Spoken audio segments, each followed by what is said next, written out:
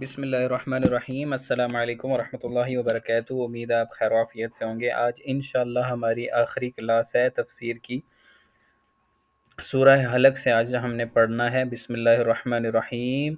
رب اشرح لی صدری ویسر لی امری واحلل عقدۃ من لسانی یفقهوا قولی۔ اللهم رب زدنی علما، اللهم انفعنی بما علمتنی وزدنی علما، رب یسر ولا تعسر وتمم بالخیر۔ اللهم صل وسلم وبارک علی نبینا وحبیبنا محمد صلی اللہ علیہ وسلم۔ اعوذ باللہ من الشیطان الرجیم۔ بسم اللہ الرحمن الرحیم۔ اقرأ بسم ربک الذی خلق، پڑھ اپنے رب کے نام سے جس نے پیدا کیا۔ یہ نبی صلی اللہ علیہ وسلم کی سب سے پہلی آیات ہیں جو نبی صلی اللہ علیہ وسلم پر نازل کی گئی وحی کے ذریعے، جو حضرت جبرائیل علیہ السلام لے کر آئے تھے۔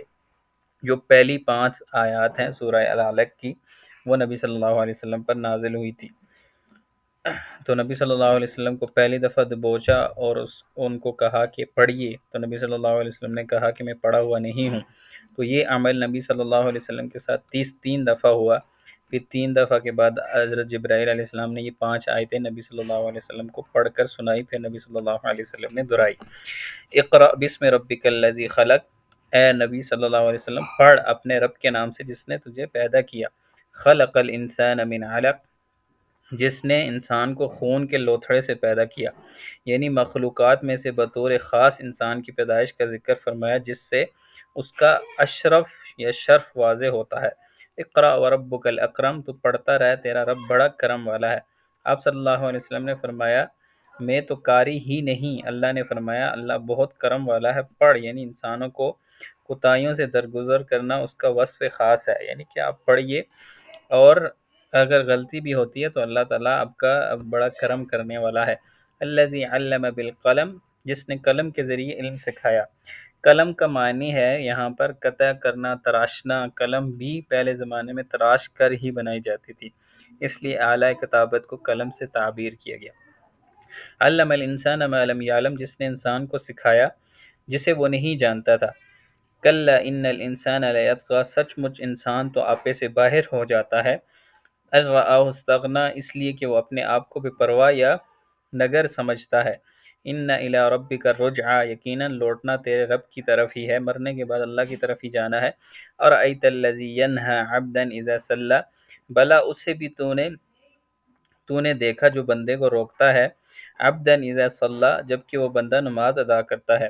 اب مفسرین کہتے ہیں کہ روکنے والے سے مراد ابو جہل ہے، جو اسلام کا دشمن، شدید دشمن تھا، یعنی کہ جو اسلام سے روکتا تھا نماز پڑھنے سے۔ ارأیت ان کان علی الہدی، بلا بتلا تو اگر وہ ہدایت پر ہے، یعنی جس کو یہ نماز پڑھنے سے روک رہا ہے وہ ہدایت پر ہے۔ او امر بالتقوی، یا پرہیزگاری کا حکم دیتا ہے، یعنی اخلاص، توحید، عمل صالح کی تعلیم جس سے جہنم کی آگ سے انسان بچ سکتا ہے۔ تو کیا یہ چیزیں نماز، روزہ وغیرہ ایسی ہیں کہ ان کی مخالفت کی جائے اور اس پر کی اس کی دھمکیاں دی جائے؟ ارأیت ان کذب وتولی،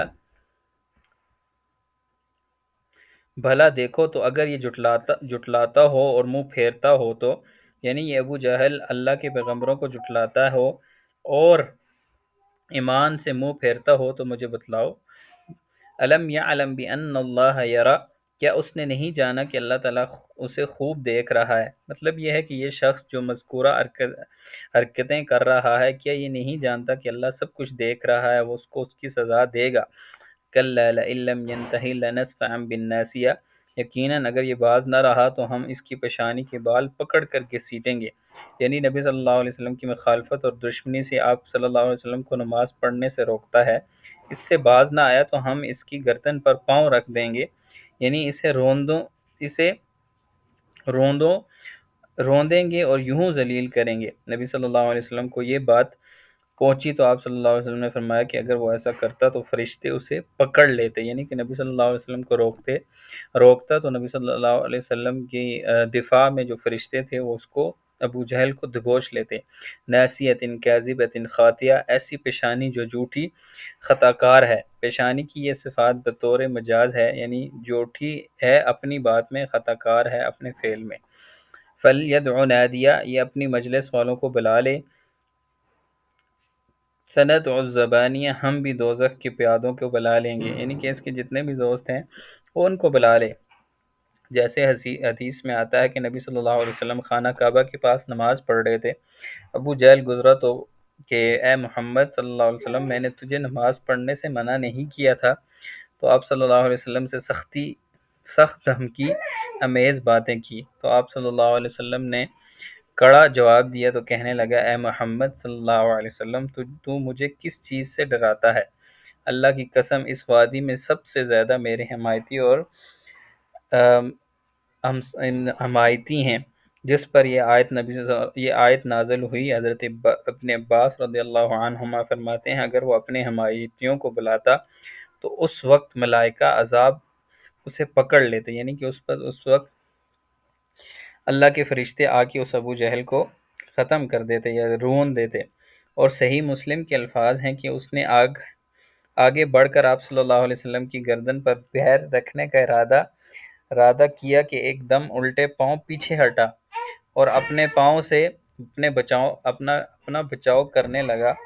اس سے کہا کہ کیا بات ہے؟ اس نے کہا کہ میرے اور محمد صلی اللہ علیہ وسلم کے درمیان آگ کے خندق، ہولناک منظر اور بہت سارے پر ہیں۔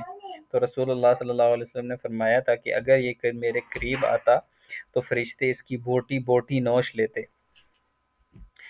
کَلَّا لَا تُطِعْهُ وَاسْجُدْ وَاقْتَرِب، خبردار اس کا کہنا ہرگز نہ ماننا اور سجدہ کر اور قریب ہو جا، یعنی کہ سجدہ تلاوت ہے تو آپ سجدہ ضرور کر لیجئے گا۔ بسم اللہ الرحمن الرحیم، انا انزلناہ فی لیلۃ القدر، یقیناً ہم نے اس شب قدر میں نازل کیا، یعنی کہ جو پورا قرآن تھا وہ لوح محفوظ میں نازل ہوا، پھر اس کے بعد آہستہ آہستہ نبی صلی اللہ علیہ وسلم پر نازل ہوتا رہا۔ یہ رمضان کی ایک آیت ہے۔ وما ادراک ما لیلۃ القدر، تمہیں کیا پتہ کہ وہ شب قدر کیا ہے؟ لیلۃ القدر خیر من الف شہر، جو شب قدر یہ ایسی رات ہے جو 1000 مہینوں سے بہتر ہے، یعنی کہ 83 سال 4 مہینے بنتے ہیں۔ یہ امت محمدیہ پر بہت بڑا احسان ہے اللہ کا، جو آلریڈی گزر چکی ہے۔ جس نے عبادت کی ہے اللہ تعالیٰ اس کی باتیں قبول کی، جس نے کوششیں کی اللہ تعالیٰ اس کی کوششیں اللہ تعالیٰ اپنے راہ میں قبول فرمائے۔ تنزل الملائکۃ والروح فیہا بإذن ربہم من کل امر سلام، اس میں ہر کام کے سر انجام دینے کو اپنے رب کے حکم سے فرشتے اور روح جبریل علیہ السلام اترتے ہیں، یعنی کہ سبحان اللہ، اتنی بابرکت رات ہے جس میں فرشتے تو اترتے ہی اترتے ہیں لیکن جبرائیل علیہ السلام خود بھی آتے ہیں۔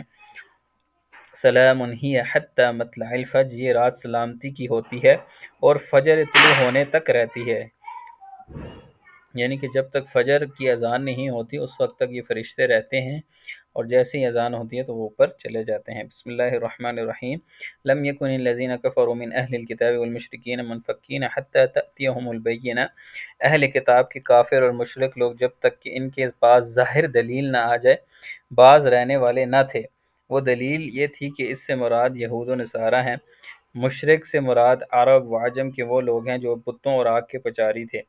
منفقین باز آنے والے، بینہ دلیل سے مراد نبی کریم صلی اللہ علیہ وسلم ہیں، یعنی یہود و نصارہ اور عرب عجم کے مشرکین اپنے کفر و شرک سے باز آنے والے نہیں ہیں یہاں تک کہ ان کے پاس محمد صلی اللہ علیہ وسلم قرآن لے کر آ جائیں اور ان کی ضلالت و جہالت بیان کریں اور انہیں ایمان کی دعوت دیں۔ رسول من اللہ یتلو صحفا مطہرہ، اللہ تعالیٰ کا ایک رسول جو پاک صحیفے، اللہ تعالیٰ کا ایک رسول جو پاک آسمانی کتابیں پڑھے، یعنی کہ حضرت محمد صلی اللہ علیہ وسلم قرآن مجید جو لوح محفوظ میں پاک صحیفوں میں درج ہے وہ پڑھیں۔ فیہا کتب قیمہ، یہاں کتب سے مراد احکام دینیہ معتدل اور سیدھے راستے جن میں صحیح اور درست احکام ہوں۔ وما تفرق الذین اوتوا الکتاب الا من بعد ما جاءتهم البینہ، اہل کتاب اپنے پاس ظاہر دلیل آ جانے کے بعد ہی اختلاف کرتے ہیں۔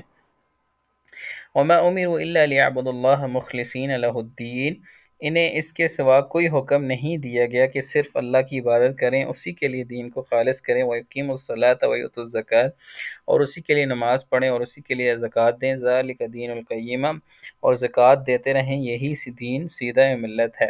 ان الذين كفروا من اہل الكتاب والمشركين في نار جہنم خالدین فیہا اولئک هم شر البریہ، بے شک جو لوگ اہل کتاب میں سے کافر ہوئے مشرکین سب دوزخ کی آگ میں جائیں گے، یہاں وہ ہمیشہ ہمیشہ رہیں گے، یہ لوگ بدترین خلائق ہیں، بدترین مخلوق ہے۔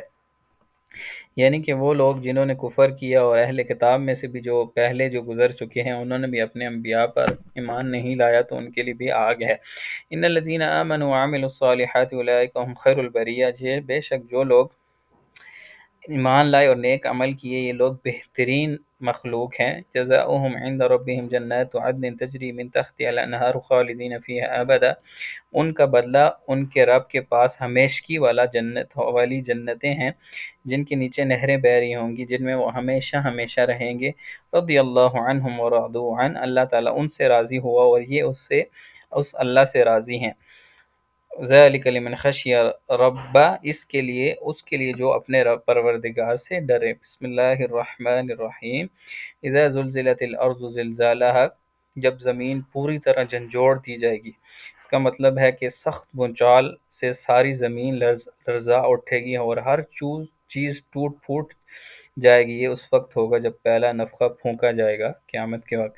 وَأَخْرَجَتِ الْأَرْضُ أَثْقَالَهَا، جب زمین پوری طرح اور اپنے بوجھ نکال کر باہر پھینک دے گی، یعنی کہ زمین میں جتنے انسان دفن ہوں گے وہ سارا کچھ نکال کر باہر پھینک دیں گی۔ وقال الانسان ما لها، انسان کہنے لگے گا کہ اسے کیا ہو گیا ہے، یعنی کہ دہشت زدہ ہو کر کہے گا اسے کیا ہو گیا ہے، کیوں اس طرح ہل رہی ہے اور اپنے خزانے اگل رہی ہے، نکال رہی ہے۔ یومئذ تحدث اخبارها، اس دن زمین اپنی سب خبریں بیان کر دے گی۔ حدیث میں آتا ہے کہ نبی صلی اللہ علیہ وسلم نے یہ جب آیتیں تلاوت فرمائی اور صحابہ سے پوچھا کہ جانتے ہو کہ اس کی خبریں کیا ہیں، صحابہ نے فرمایا کہ اللہ اور رسول صلی اللہ علیہ وسلم ہی زیادہ بہتر جانتے ہیں۔ تو نبی صلی اللہ علیہ وسلم نے فرمایا اس کی خبریں یہ ہیں کہ جس بندے یا بندی نے زمین کی پشت پر جو کچھ کیا ہوگا اس کی گواہی دے گی، کہے گی کہ فلاں فلاں شخص نے فلاں فلاں عمل فلاں فلاں دن کیا۔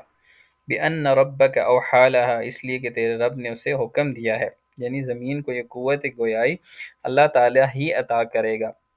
یومئذ یصدر الناس اشتاتا لیروا اعمالهم، اس روز مختلف جماعتیں ہو کر واپس لوٹیں گی تاکہ انہیں ان کے اعمال دکھائے جائیں گے، یعنی کہ وہ اللہ کی طرف لوٹائے جائیں گے۔ فمن یعمل مثقال ذرۃ خیرا یرہ، پس جس نے ذرہ بھر نیکی کی ہوگی وہ اسے دیکھ لے گا۔ ومن یعمل مثقال ذرۃ شرا یرہ، اور جس نے ذرہ بھر برائی کی ہوگی وہ اسے بھی دیکھ لے گا۔ بسم اللہ الرحمن الرحیم۔ والعادیات ضبحا، ہانپتے ہوئے دوڑنے والے گھوڑوں کی قسم، یعنی کہ جو دوڑتے ہیں زمین کو مٹی سے اکھاڑ کر پھینک دیتے ہیں اس کی اللہ نے قسم کھائی۔ فالموریات قدحا، پھر ٹاپ مار کر آگ جھاڑنے والوں کی قسمیں، یعنی کہ جب وہ بھاگتے ہیں تو ان کی سپیڈ ایسی ہوتی ہے کہ وہ جو شعلہ آوازیں نکلتی ہیں، شعلے نکلتی ہیں جیسے آگ کی، تو اس کی بھی اللہ قسم کھا رہا ہے۔ فالمغیرات صبحا، اور پھر صبح کے وقت دھاؤ بولنے والوں کی قسم، یعنی کہ شب خون مارنے یا دھاوا بولنے والے صبح کے وقت۔ عرب میں عام طور پر حملہ اسی وقت کیا جاتا تھا جب خون تو مارتے ہیں جو فوجی گھوڑوں پر سوار ہوتے ہیں، یعنی کہ صبح کے وقت۔ فَأَثَرْنَ بِهِ نَقْعًا، پس اس وقت گرد و غبار اڑاتے ہیں، یعنی کہ یہ گھوڑے جس وقت تیزی سے دوڑتے ہیں دعویٰ بولتے ہیں تو اس جگہ پر گرد و غبار چھا جاتا ہے۔ فَوَسَطْنَ بِهِ جَمْعًا، پھر اسی کے ساتھ فوجوں کے درمیان گھس جاتے ہیں، یعنی کہ دیکھتے نہیں ہیں آگے دشمن ہے اسی میں ہی گھس جاتے ہیں آگے۔ ان الانسان لربہ لکنود، اللہ تعالیٰ نے اتنی قسمیں کھانے کے بعد پھر فرمایا کہ یقیناً انسان اپنے رب کا ناشکرا ہے، بہت ہی ناشکرا ہے۔ اللہ تعالیٰ نے اتنی قسمیں کھائی ہیں، اس کے بعد اللہ تعالیٰ ہمیں شاکرین میں کر دے، ناشکروں میں نہ کرے۔ وَإِنَّهُ عَلَىٰ ذَلِكَ لَشَهِيدٌ، اور یقیناً وہ خود بھی اس پر گواہ ہے، یعنی انسان خود بھی اپنی ناشکری کی گواہی دیتا ہے، وہ خود بھی اسے خود بھی معلوم ہے، اپنے اندر بھی جان کر دیکھے تو وہ خود بھی اپنے اس سوال کا جواب دے دے گا۔ وَإِنَّهُ لِحُبِّ الْخَيْرِ لَشَدِيدٌ، یہ مال کی محبت میں بھی بڑا سخت ہے، یعنی کہ محبت اس کو کہ نہایت حریص اور بخیل ہے، جو مال کی شدید محبت کا لازمی نتیجہ ہے۔ افلا يعلم اذا بعثر ما في القبور، کیا اسے وہ وقت معلوم نہیں جب قبروں میں جو کچھ ہے نکال لیا جائے گا، یعنی کہ جب وہ قیامت میں اٹھایا جائے گا اسے یہ دن بھول چکا ہے۔ وحصل ما فی الصدور، اور سینوں کی پوشیدہ باتیں ظاہر کر دی جائیں گی، جو کچھ دینوں میں ہوگا چھپا ہوگا وہ سب کچھ سامنے رکھ دیا جائے گا۔ ان ربہم یومئذ لخبیر، بے شک ان کا رب اس دن ان کے حال سے پورا بخبر ہوگا، یعنی کہ جو کچھ بھی وہ یہ کریں گے وہ سب کچھ ان کے سامنے رکھ دیا جائے گا۔ بسم اللہ الرحمن الرحیم۔ القارعۃ ما القارعہ، کھڑکھڑا دینے والی، کیا ہے وہ کھڑکھڑا دینے والی؟ یہ بھی قیامت کے ناموں میں سے ایک نام ہے جسے اس سے قبل متعدد نام گزر چکے ہیں، مثلا الحاقہ، طامہ، یہ سارے نام اس کے ہیں۔ وما ادراک ما القارعہ، تمہیں کیا معلوم کہ وہ کھڑکھڑا دینے والی کیا ہے؟ یوم یکون الناس کالفراش المبثوث، جس دن انسان بکھرے ہوئے پروانوں کی طرح ہو جائیں گے، یعنی کہ مچھر اور شمع کے گرد منڈلانے والے پرندے وغیرہ، یعنی قیامت والے دن انسان بھی پروانوں کی طرح پراگندہ اور بکھرے ہوئے ہوں گے۔ وتکون الجبال کالعہن المنفوش، اور پہاڑ دہنے ہوئے رنگین اون کی طرح ہو جائیں گے، یعنی کہ اڑ جائیں گے روئی کی طرح۔ فاما من ثقلت موازینہ، پھر جس کے پلڑے بھاری ہوں گے، یعنی کہ جس کا پلڑا دھیاں ہوگا، فہو فی عیشۃ راضیہ، وہ دل پسند آرام کی زندگی میں ہوگا، یعنی کہ ایسی زندگی جس کے وہ صاحب زندگی پسند کریں گے، یعنی کہ جنتی۔ وَأَمَّا مَنْ خَفَّتْ مَوَازِينُهُ، جس کے پلڑے ہلکے ہوں گے، یعنی کہ جس کی برائیاں نیکیوں پر غالب ہو جائیں گی، برائیاں زیادہ ہو جائیں گی اور نیکیاں کم ہو جائیں گی، فَأُمُّهُ هَاوِيَةٌ، اس کا ٹھکانہ ہاویہ جہنم ہے، یہ بھی جہنم کا ایک نام ہے۔ وَمَا أَدْرَاكَ مَا هِيَ، اور تمہیں کیا معلوم کہ وہ کیا ہے؟ نار حامیہ، جو وہ تن تیز آگ ہے، دہکتی ہوئی آگ ہے، یہ جہنم کی آگوں کا 17واں حصہ ہے۔ جہنم کی آگ دنیا کی آگ سے 69 درجہ زیادہ ہے، صحیح بخاری کی حدیث ہے۔ بسم اللہ الرحمن الرحیم۔ الہاکم التکاثر، زیادتی کی چاہت نے تمہیں غافل کر دیا۔ حتی زرتم المقابر، یعنی کہ مال کی جو زیادتی ہے، اس میں کہتے ہو مال آتا ہی رہے، اس کی چاہت نے تمہیں قبرستان تک تمہیں غافل کر دیا۔ حتی زرتم المقابر، غافل کس سے کر دیا؟ کہ دین سے تم دور ہو گئے، اللہ اور رسول سے دور ہو گئے، تم دنیا کی ہی محبت میں لگ گئے۔ حتی زرتم المقابر، یہاں تک کہ تم قبرستان تک پہنچ گئے، یعنی کہ یہاں تک کہ تم مر چکے۔ کلا سوف تعلمون، ہرگز تم ان قریب معلوم کر لوگے، جان لوگے۔ ثم کلا سوف تعلمون، پھر ہرگز نہیں، پھر تمہیں جلد معلوم ہو جائے گا، یعنی کہ جو انجام تم نے جو عمل کیے ہوں گے دنیا میں وہ سارے معلوم ہو جائیں گے۔ کلا لو تعلمون علم الیقین، ہرگز نہیں،